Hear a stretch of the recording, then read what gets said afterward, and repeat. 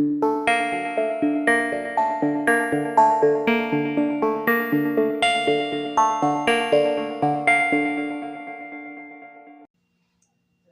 shalom, shalom.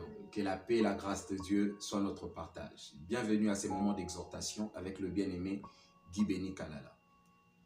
Je suis venu te parler d'une pensée que le Seigneur a déposée dans mon cœur. La parole positive. Dans le livre de Psaume chapitre 23, le premier et le 6e verset, c'est-à-dire tout le livre de Psaume 23, on est en train de voir un homme qui s'appelle David, qui se tient devant l'Éternel et qui est en train de confesser toute son affirmation et tout son attachement à Dieu. La Bible dit que David, dans le psaume 23, est en train de dire « L'Éternel est mon berger ». La première des choses que je compris dans ces textes ou qui m'a amené à te parler, toi qui me suis, c'est que David est en train d'élever l'Éternel dans un standing que David connaissait déjà. Pourquoi? Parce que David, lui déjà, était un berger. Lui était déjà un pasteur. Il savait comment on devait paître le brebis. Il savait comment est-ce qu'un berger prend soin d'une brebis. Et en voyant cela, David arrive à comprendre que sa vie est comme une brebis entre les mains de l'Éternel. C'est-à-dire, ce que David était en train de dire de sa bouche n'était pas les imaginations, mais c'était un vécu quotidien de David. C'est pourquoi David arrive au point, dans le verset 4 du psaume 23, il est en train de dire « Même lorsque je traverserai la vallée de l'ombre de la mort », parce que David savait que dans la vie d'une brebis, il peut y avoir de loups tout autour de lui. Il peut y avoir des animaux sauvages tout autour de lui. Mais malgré cela, l'Éternel qui est le berger le sauvera toujours. Qu'est-ce que j'aimerais te parler, bien-aimé, toi qui me suis en ce moment, toi qui suis cette vidéo? Laisse-moi te dire une grande vérité. Les paroles positives sont des encouragements qui nous poussent à avancer vers la destinée que Dieu a préparée pour nous. La plupart des gens n'arrivent pas à comprendre comment est-ce que certaines choses les arrivent, comment est-ce que certaines choses, certaines situations, certains événements les atteignent simplement parce que ces personnes n'ont pas encore discerné et cerné la capacité de la parole. Bien-aimé, n'oublie pas qu'il est écrit dans la parole de Dieu que l'Éternel a placé sous notre langue une puissance. La Bible dit que par la puissance de la langue, tu peux maudire ou bénir. Qu'est-ce que tu libères de ta bouche?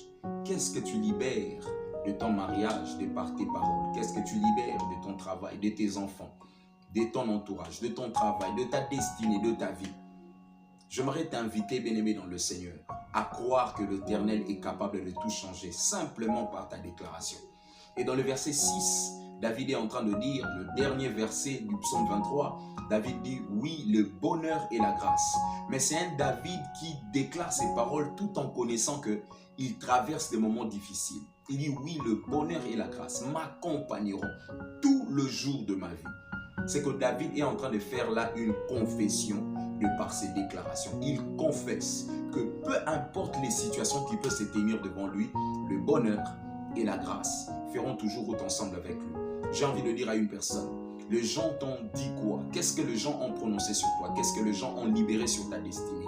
J'aimerais t'inviter, crois à l'Éternel, crois à la parole de Dieu, crois au Tout-Puissant. Il a la capacité de tout changer dans ta vie. Libère de bonnes paroles sur tes enfants. Libère de bonnes paroles sur ta maison. Déclare que je serai riche.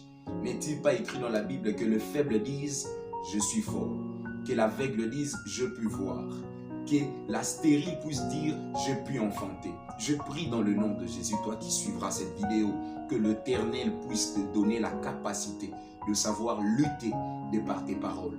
N'oublie jamais que dans la bataille spirituelle, la parole est une arme. La bouche est une arme. Utilise bien tes paroles. Utilise ton langage. Utilise les paroles. En toi, tu as les dépôts de Dieu. En toi, tu as la capacité de vaincre cette adversité. Cette adversité qui se tient devant ta destinée ne pourra pas te mettre à genoux aussi longtemps que tu ne lui as pas encore donné l'accès. Je te prie dans le nom puissant de Jésus. Ne donne pas l'accès au diable. Ne donne pas l'accès à ton ennemi. Que la paix et la grâce de Dieu soient notre partage. Ici, c'était le bien-aimé Guy Béni Kalala. À très bientôt. Que Dieu nous bénisse. Paix et grâce de Dieu.